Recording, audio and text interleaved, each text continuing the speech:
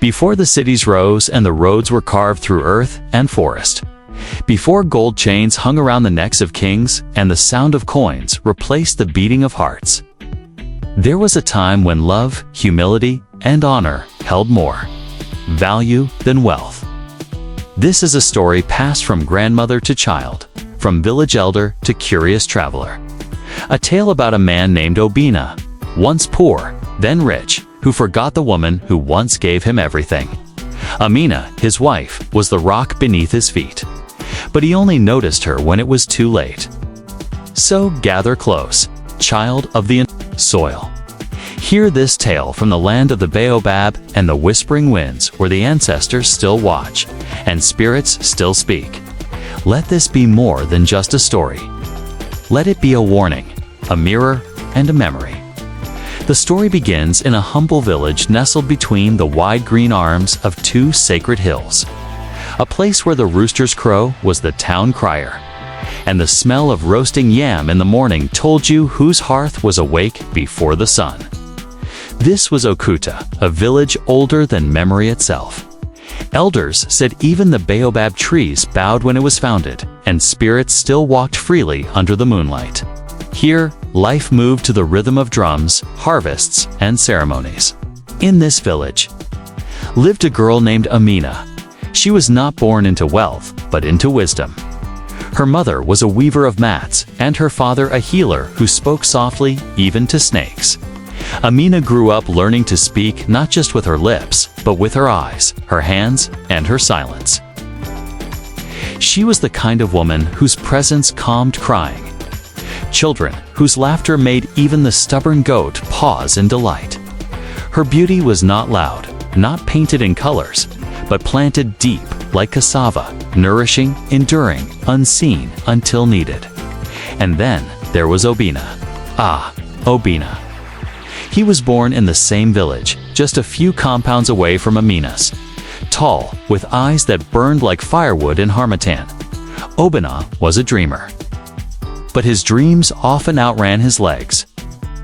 He had no land, no goats, no inheritance, only his will, and sometimes will can take a man far, or lead him into ruin. He met Amina under the old mango tree one dry season. She was gathering fallen fruits into her basket, singing a song only the birds seemed to understand. Amina, barefoot and dust-covered from hours of odd jobs, watched her in awe. "You sing like someone who doesn't know suffering," he said, wiping his brow. She looked up, smiled softly, and replied, "And you talk like someone who's forgotten how to listen." That was the beginning. Days turned to weeks. Obina would pass by her family's hut more often. He would help her father carry herbs from the forest just so he could sit near her while she wove mats. They talked, not about riches or power, but about dreams, fears, stars, and spirits. Obina was poor. So poor, he sometimes went to nights with only water in his belly. But Amina never mocked him. Instead, she shared her roasted plantain, laughed at his clumsy jokes, and listened when the world wouldn't. When Obina finally asked for her hand, the village laughed. "How can a broom marry a crown?" they said. "He has nothing." But Amina's parents saw what others couldn't. A seed buried in dry soil, waiting for rain. They gave their blessing, and the two were married beneath the moon, surrounded by friends and laughter. Their hut was small, barely big enough for love, but they filled it anyway. Amina worked long hours, selling mats and herbs. Obina traveled from town to town, carrying goods on his back, learning trade tricks, sleeping under trees. They struggled. Yes, they struggled. But love, real love, the type forged in fire and shaped by hunger, kept them going. And then, fortune changed. One rainy season, Obina met a wealthy merchant from the north who needed someone trustworthy to escort his goods. Obina agreed. Over time, he proved himself. He learned to negotiate, to speak like a man who mattered. The merchant took a liking to him, and eventually, Obina was offered partnership. In just 5 years, he was no longer the barefoot boy who chased lizards in Okuda. He was Obina, the merchant known in 3 regions, owner of caravans, horses, gold. He wore fine Egbata cloth, spoke with city tongues, and dined with chiefs. And Amina, she remained the same, simple, soft-spoken. Dressed in wrappers, she still tied herself. She didn't follow Obina to the cities often. She preferred the quiet of home, the feel of earth beneath her feet, the smell of her father's dried herbs. But slowly, like night swallowing day, Obina began to change. He no longer held her hand when guests came. He began to speak over her, correct her in public. He bought her expensive wrappers not because she needed them, but because he was embarrassed of her plainness. He didn't say it, but she felt it, the weight of unspoken shame. Then came the feast. Obina, now fully rooted in wealth and status, decided to host a lavish celebration in Okuda to show off his success. He invited chiefs, traders, noble friends from cities far and near. Dancers were summoned. Drums were carved anew, and the entire village buzzed with excitement. Amina cooked in silence. She oversaw the palm wine being tapped, arranged the kola nuts. She wore her best, a wrapper Obina had imported from across the sea, but it still felt like a stranger's clothing on her skin. That night, under lanterns strung like stars, Obina stood before his guests, laughing, drinking, boasting of his travels. He introduced his business partners, clapped for praise, told tales of faraway places. Then, someone asked, "Where is your wife?" "The one we hear carried you when you were still crawling." Obina laughed. Too loudly. "Ah, she's around." He waved his hand dismissively, still hiding in the kitchen, probably burning the yam again. The guests roared with laughter, but Ama stood in the shadows, carrying a tray of pepper soup. She heard everything. And though her hands did not shake, her heart cracked silently, deeply, like thunder hiding behind clouds. She served the food, bowed her head, and disappeared before anyone noticed. That night, while Obina drank and danced under praise and firelight, his wife sat by the river, eyes fixed on the stars that once held their dreams. She did not weep, but the river remembered her silence. The ancestors heard her pain, and the spirits. Oh, the spirits began to stir in the forest. That night, after the last calabash of palm wine had been drained and the dancers had gone to rest, the wind in Okuda changed direction. It was subtle, a soft breeze, cold and oddly sour, that made the baobab trees creak, though there was no storm. Obina lay on his mat, snoring beside folded wrappers of wealth, his gold rings removed, his feet sore from dancing. The house was silent, too silent. But in the forest, just beyond the village, something had awoken. The elders say that when a woman's tears fall silently and the gods see no justice, the spirits will come to balance the scales. And that night, the spirits came for Obina. It began with a dream. At least, that's what Obina told himself later. He was standing in the marketplace of Okuda, but it was empty. The stalls were abandoned, the air heavy. The sky above him was neither day nor night. It swirled like ash in a whirlwind. He turned, calling out, "Is anyone here?" And then he saw her. Amina, but not the Amina he knew. She stood tall, dressed in white, her eyes shining with the light of the moon. Around her head, fireflies formed a silent crown. Behind her, shadows moved tall ancestral figures, their faces hidden by ancient masks. Obina fell to his knees. "Amina, what is this?" She didn't speak. Instead, she raised her hand. The market behind him transformed, and suddenly, Obina saw his past laid out like woven cloth. There he was, sleeping in a hut while Amina sold mats to feed him. There he was, sick with fever, and Amina placing cool herbs on his forehead. There he was, in rags, and Amina holding his hands, whispering, "You will rise one day, and I will rise with you." Tears filled his eyes. "Stop, stop this," he whispered. But the spirits behind Amina only began to chant. Low, deep tones, ancient syllables. The air thickened. The vision changed again. This time, Obina stood in his grand house. But the walls were crumbling. The gold turned to dust in his hands. The feast table collapsed, and his noble friends disappeared like smoke. He tried to scream, but no sound came. Then he heard the whisper. "You forgot her. You shamed her. You will lose what you gained, till you remember what you had." Obina awoke in a cold sweat. The cock had not crowed. The moon was still high, but he was not alone. He turned, and in the corner of the room, just above the calabash of water, sat an old woman, skin dark as river clay, eyes glowing faintly. She said nothing. Obina opened his mouth. "Who are you?" She tilted her head. And then she spoke, not in words, but in riddles. "A tree that forgets its roots will fall with the wind. The lion that mocks the antelope's tears will starve when the rains don't come." And just like that, she vanished. Obina screamed. His guards rushed in, but there was no one. Just spilled water and the smell of burning leaves. The next day, things began to shift. It started with his lead merchant betraying him, disappearing with 3 caravans worth of goods. Then a foreign chief who owed him large sums refused to pay, claiming the deal was never made. Obina tried to recover, but more followed. One by one, his allies turned their backs.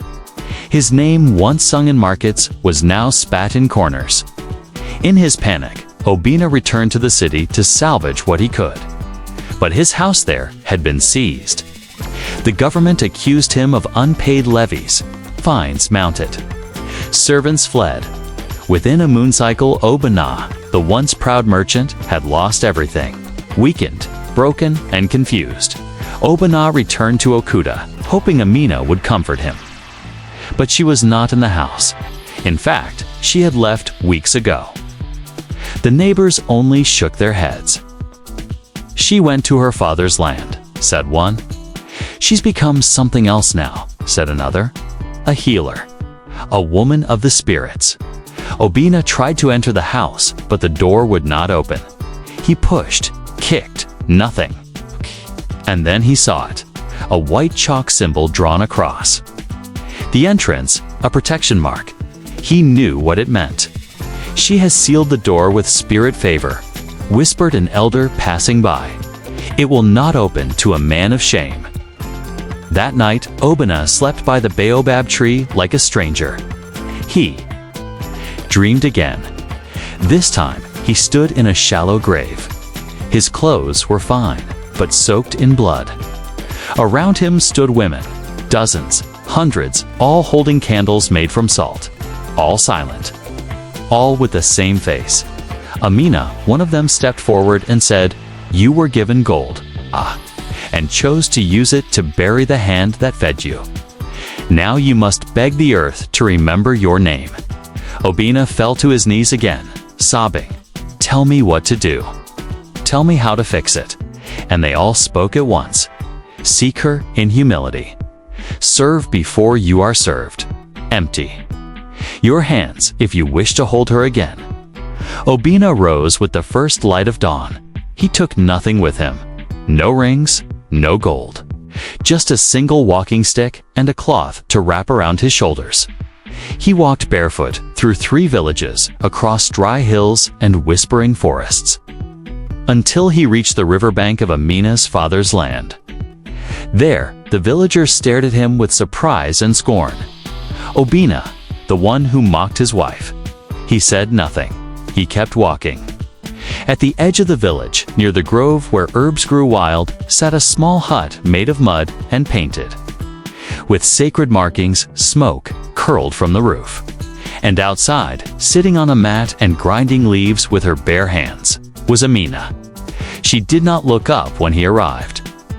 She simply said, "The spirits told me you would come." Obina dropped to his knees. "Amina, I have no words." "Good," she said. "Words are how you wounded me." Silence passed between them, the kind of silence that bends time, that softens bones.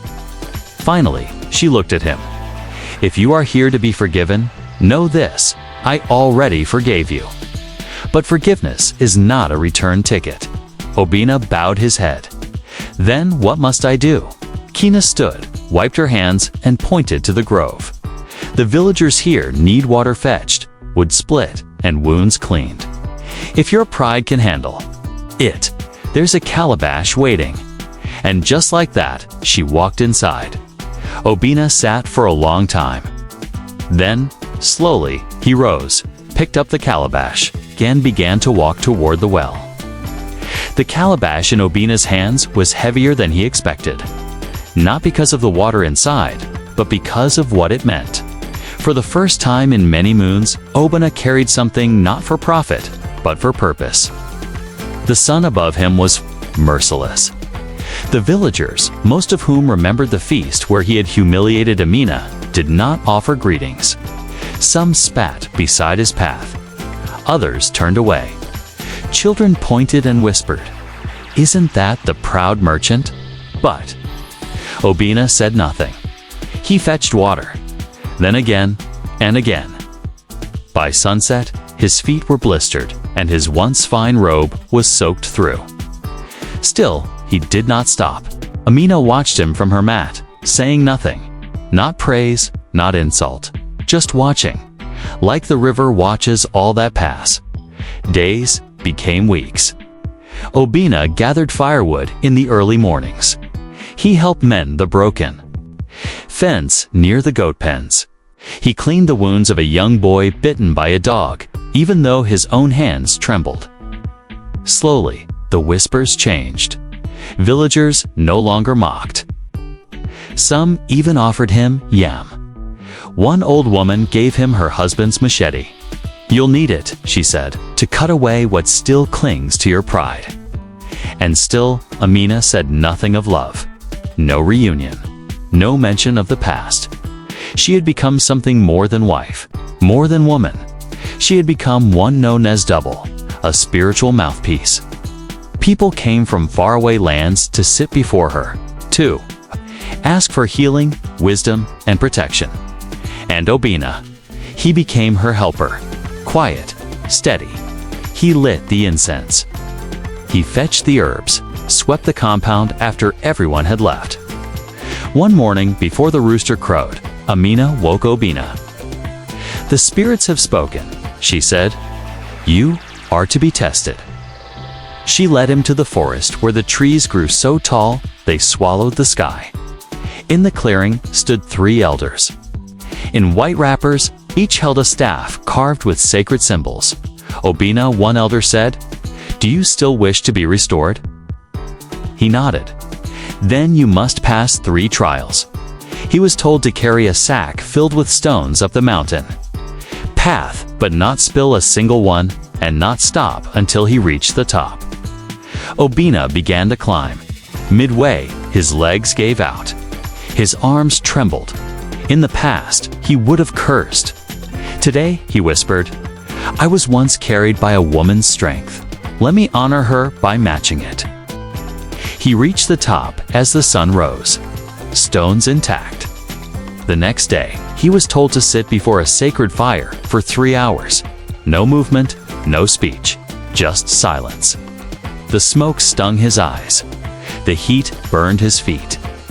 But he remembered the silent tears Amina shed that night of the feast. So he remained still. When the elders returned, they nodded. The final test, he was led to the river at midnight.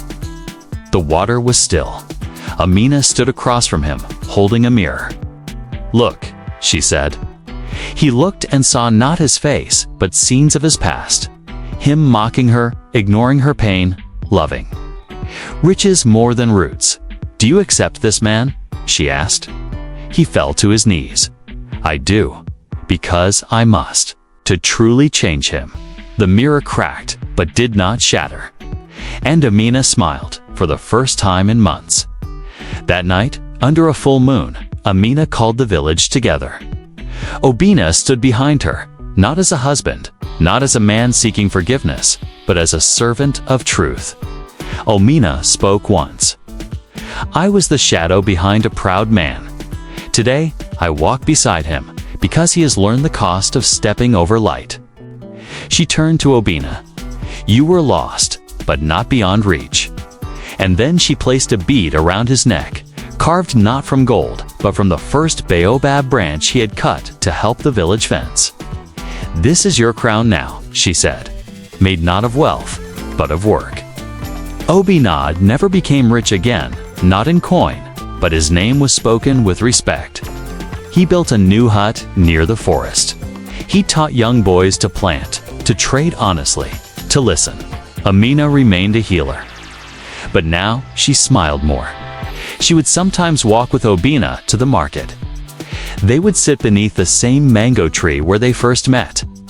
And sometimes they'd speak of the past, not in pain, but in wisdom. And when their first daughter was born, Obina named her Indite, which means patience.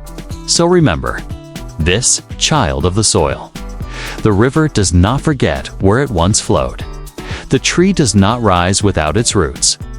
And a man who mocks the hands that fed him will one day beg those same hands for water. In a world obsessed with riches, status, and appearances, never forget the people who loved you when you had nothing, for they are the real wealth. And should you dishonor them, the spirits will see it, and the ancestors will act. Time passed in the land of Okuda. The mango trees bore fruit again. The river ran clear. And children who once gossiped about Obina's fall now sat at his feet, listening to his wisdom like sacred stories passed from mouth to mouth. But something deeper had changed, not just in Obina, not just in Omina, but in the soul of the entire village. You see, when a man like Obina, once proud, once loud, once blind to love, becomes humble, honest, and useful, the village cannot help but reflect on itself. Other men began treating their wives with more softness.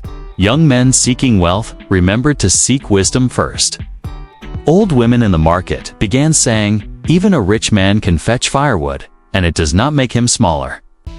Obina's fall had become Okuda's reminder that greatness is not built in the markets, but in how you treat those closest to you when the world is watching. Today, we scroll through lives on glass screens. We chase status, clout, validation. Some of us forget the ones who held us down in our darkest days. We dress better, talk sharper, and in the noise of success, we sometimes laugh at the people who stood beside us when we were no one. But the spirits of our ancestors still watch. Your grandmother who raised you when no one else would. The friend who gave you food during your lowest day. The wife who loved you when you had nothing but dreams. Honor them. Cherish them. Or life will find a way to remind you, just like it reminded Obina. So, my dear listener, wherever you are, in Lagos or Accra, in Johannesburg or Atlanta, let this old tale enter your bones. Never use your wealth to silence the voice of love. Never let success make you forget sacrifice. Because the fire that burns your pride is the same fire that can purify your soul. Let Obina's tears become your wisdom. Let Omina's silence become your echo. And the next time you rise, make sure the people who lifted you aren't the ones you push away. They say when Obina finally passed on years later, as an old man, he was buried not with gold, but with a calabash, a walking stick, and the cracked mirror Amina once held. And Amina, she became a legend, Kea. Her name lives on in song, in herbs, in the wind that blows through Okuta at dusk, and in every fire lit at night. Somewhere, her spirit listens. You have heard the tale of Obina, the man who had everything but forgot the value of the woman who built him. You have walked through his shame, his silence, his humbling, and his rise. You have witnessed Amina not only as wife, but as water, as wisdom, as witness. And now, child of the earth, you must ask yourself, What part of Obina lives inside you? Do you ever speak too quickly? To someone who loves you softly? Do you chase status, followers, or coins? And forget the quiet hands that lifted you when no one else would. Have you mocked your own roots, your accent, your background? Your struggle just to fit into someone else's castle? Then take this story and hold it like a mirror. Because the story of Obina is not just ancient, it is eternal. In every African village, it is said, a man's true wealth is not measured by how much he owns, but by how many spirits smile when they hear his name.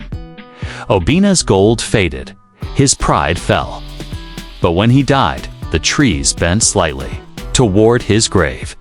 The wind called his name in kindness. Because he returned to humility, he returned to service. He returned to love. So now, I leave you with this. Wherever you walk in city or village, in suit or wrapper, remember the story. Honor your roots, nurture your relationships, protect the ones who loved you before the world knew your name. And when the drums of life beat loudly in your ears, listen for the whisper of Amina. Watch for the fire that does not destroy but purifies.